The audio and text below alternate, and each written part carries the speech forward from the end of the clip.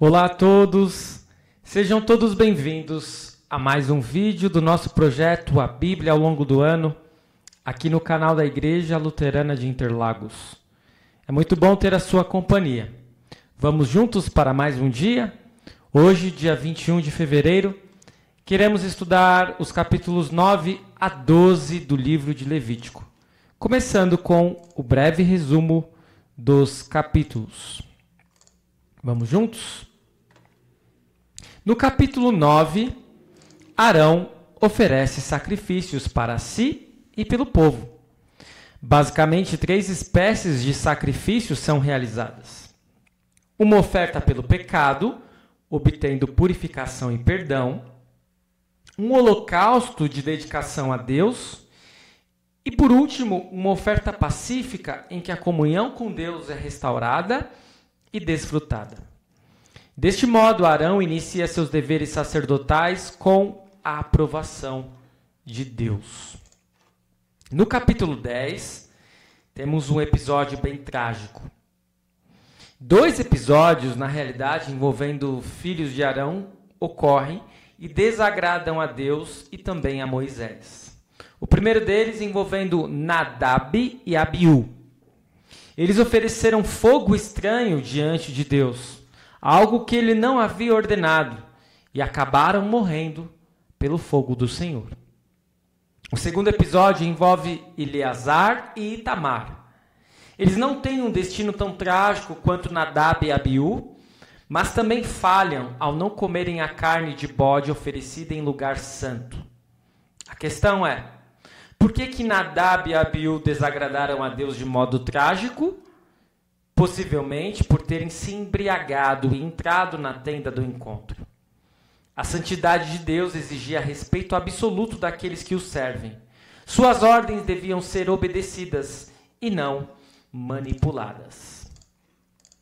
No capítulo 11, há uma extensa lista e explicação acerca de animais puros e animais impuros.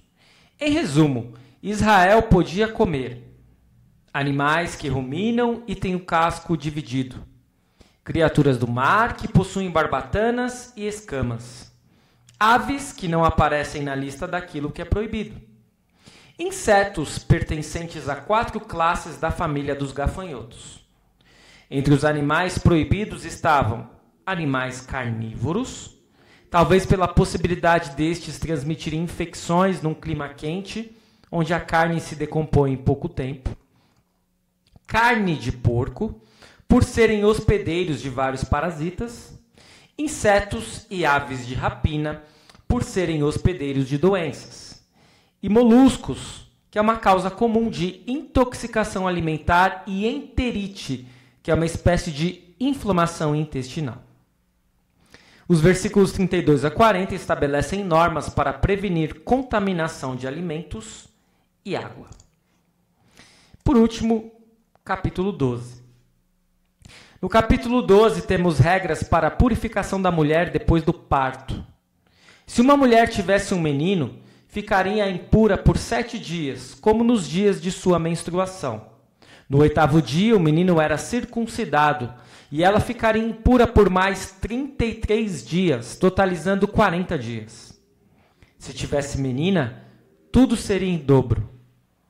Em ambos os casos, a mulher não poderia tocar em nada puro nem entrar no santuário. Em Canaã, a prostituição e os ritos de fertilidade faziam parte do culto. Em Israel, por outro lado, qualquer coisa sexual ou sensual era estritamente banida da adoração a Deus.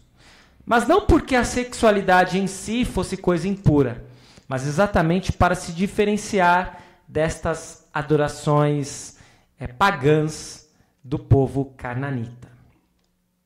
Este é o breve resumo dos capítulos de hoje. Passamos à segunda parte com as questões e dúvidas que podem surgir. Hoje, mais uma vez, com 9 questões hoje, não 10. 9 questões para nós refletirmos.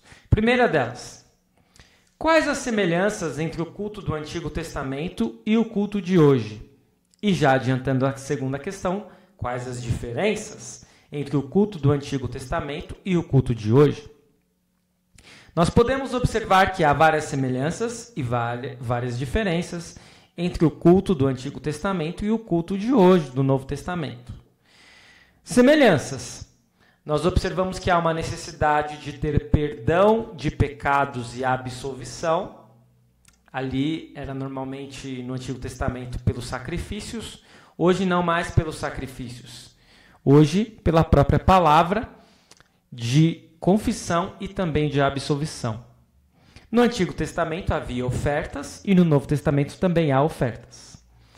A diferença é que no Antigo Testamento havia sacrifícios e no Novo Testamento não há mais necessidade de sacrifícios, pois Jesus se sacrificou uma vez por todas. Claro que haverá muitas outras diferenças, mas que não vêm ao caso, essas são as diferenças principais. Questão 3. Por que Nadab e Abiú morrem e por que não deveria ser prestado luto a eles?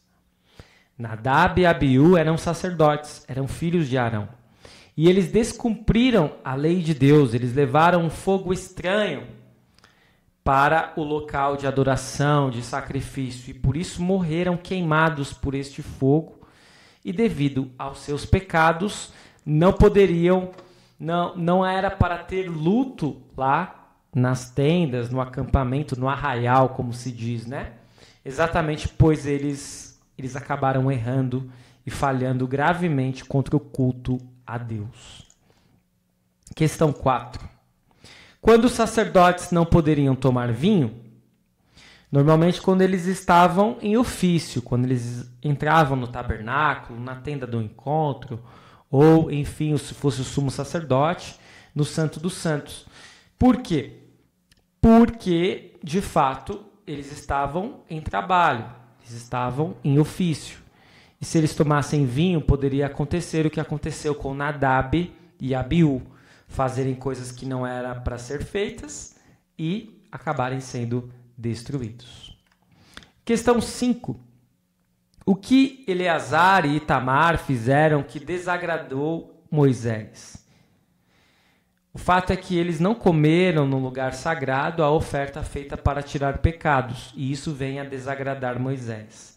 Mas eles não têm o mesmo destino trágico de Nadab e Abiú, então possivelmente essa fosse uma negligência, um pecado, um erro um pouco menor do que o erro cometido por Nadab e Abiú. Questão 6. Por que há animais que são considerados impuros e que não podem ser comidos? Qual o critério utilizado? Normalmente, os animais que estavam classificados como impuros e não deveriam ser comidos eram os animais que não morreram de morte natural ou que foram despedaçados por animais selvagens. E havia também o caso dos animais que têm cascos fendidos, mas não ruminam, como é o caso do porco, as lebres e vários outros animais que são proibidos para os hebreus. Dos animais aquáticos, apenas são puros os que possuem nadadeiras e têm o corpo recoberto por escamas. Por isso, polvos ou baleias que não obedecem a essas condições eram animais impuros e não poderiam ser comidos. Questão 7. Por que o simples toque no cadáver de um animal poderia fazer com que alguém se tornasse impuro? A mesma coisa do toque no cadáver do ser humano. Era uma questão de saúde, era uma preocupação para que doenças não se proliferassem. E quando nós estamos falando em impureza, aqui a gente tem que se ater ao contexto da época, de uma medicina precária, o povo estava vagando no deserto, não tinha médicos, não tinha remédios, por isso havia essa necessidade de ser bem rígido no tocante a doenças que poderiam se propagar e dizimar os hebreus. E por isso essa preocupação. Questão 8. Por que uma mulher se tornava impura ao menstruar? Pela questão do sangue, né? O sangue ele vai ser algo que vai estar relacionado também a doenças e por isso não vai ser recomendável por Deus que as pessoas tenham acesso livre assim ao sangue. E assim as mulheres menstruadas se tornavam impuras. Questão 9. Por que a impureza em uma mulher pós-parto era o dobro quando nascia uma menina? No caso do isolamento da mulher após o parto, há um consenso medicinal atual acerca da necessidade do puerpério ou resguardo, que deve ser pelo menos de 6 semanas, 42 dias, para o descanso do útero, quando ele regride ao seu formato original. O puerpério ou resguardo ajuda a mulher na sua recuperação física. E assim o tempo mínimo do eterno eram 40 dias no caso dos meninos. E isso a ciência explica e apoia hoje como sendo algo benéfico para a mulher.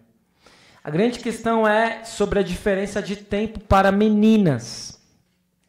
Podemos entender, através de uma visão moderna, que era inalcançável ao povo daqueles dias, mas completamente claras para o eterno. Na atualidade, se entende que na concepção de uma menina, a mulher perde uma taxa hormonal maior, ficando ainda mais fragilizada. Uma pesquisa realizada pela Universidade do Estado de Ohio, nos Estados Unidos, com a participação de 80 gestantes, concluiu que uma maior sensibilidade da mulher às infecções, gerando mais cansaço, sono e enjoos. A gravidez de meninas comprovadamente exige mais da mulher. Eu acho que isso aqui pode ser um pouco polêmico, né? Talvez você não concorde, talvez médicos não concordem, pesquisadores não concordem. Existe essa pesquisa, mas não temos assim uma certeza total nesse sentido. Por outro lado, o dobro do tempo em isolamento ajudaria por outros fatores, no caso da mulher, né, quando ela tinha uma menina. No cuidado de um menino, poderia haver mais possibilidades de participação materna para ajuda em sua higiene do que no cuidado de uma menina. Um pai não poderia cuidar das partes íntimas de uma menina bebê, né? E aí só a mãe poderia cuidar dela. O tempo de exclusividade para com a filha era, portanto, maior nesse caso, e ela não dividia sua atenção com o seu marido. Além disso, somando tudo, numa sociedade que girava em torno da sensualidade, quando os cultos eram voltados para orgias, e quando a mulher era vista apenas como objeto de prazer para muitos, era preciso, portanto, frear o ímpeto sexual dos homens, para que não desrespeitassem a necessidade da mulher em seus momentos de fragilidade, como, por exemplo, da menstruação. Então era um tempo de resguardo, que era até bom que a mulher também tivesse um descanso, né? Chegamos então à parte 3 com os aspectos teológicos. Temos 4 aspectos hoje, começando pelo primeiro. No culto divino, o povo de Deus hoje tem muito em comum com o povo de Deus do Antigo Testamento. Assim como eles, nós chegamos diante de Deus e precisamos confessar os nossos pecados. E nós também procuramos a promessa de perdão oferecida pela graça de Deus. Isso não mudou, apesar de ter passado tantos anos, de muitas coisas terem modificado. O ser humano continua pecador, o ser humano continua dependente de Deus, dependente do perdão de Deus. Segundo destaque teológico, a história do descuido de Nadab e Abiú nos mostra que Deus está presente na graça, mas ele também está presente na ira. O Deus que justifica pecadores também condena aqueles que não santificam o Senhor. O povo de Deus, os beneficiários de sua graça, devem servir ao Senhor com reverência e temor respeitoso. Terceiro destaque teológico. Deus não se agrada da morte de seus filhos, como as mortes de Nadab e Abiú, e por isso estabelece no capítulo 11 um regulamento alimentar detalhado para proteger o seu povo. A desobediência à palavra de Deus resulta em morte, mas em sua palavra Deus concede vida e comunhão pela sua graça. E quarto e último aspecto teológico de hoje, o parto tornava uma mulher cerimonialmente imunda, e essas regras isentavam a nova mãe dos rigores da lei e do seu papel típico na vida da família e da comunidade. Elas também prometiam purificação e restauração. E desta maneira o Senhor age misericordiosamente para com suas filhas, assim como ele se lembra de nós com bondade. E vai um adendo aqui, talvez você pense, mas sempre tem uma explicação para querer defender a palavra e Deus, né? Porque quando nós olhamos essas restrições e diferenças de mulher para homem, no que nós pensamos hoje, na sociedade, como ela enxerga homem e mulher, nós podemos ficar um tanto quanto estarrecidos e até chocados com certas determinações de Deus. Mas é necessário pontuar que era um momento diferente, era uma época diferente, e como que Deus ele não está preocupado em simplesmente explorar ou colocar a mulher por baixo, mas ele está preocupado no cuidado com a mulher, que era e ainda é, sim, a parte mais frágil, apesar da mulher já ter conseguido uma independência muito grande em vários aspectos. Muito bem, eu espero que este vídeo tenha sido de grande proveito para você, para a sua vida. Continue seguindo o nosso canal, continue seguindo o projeto A Bíblia ao longo do ano. Curta, comente, compartilhe e ative o sininho de notificações. E amanhã, dia 22 de fevereiro, teremos mais 4 capítulos do livro de Levítico, Levítico 13 a 16. Fique na paz do Senhor. Até o nosso próximo vídeo. Muito obrigado por acompanhar.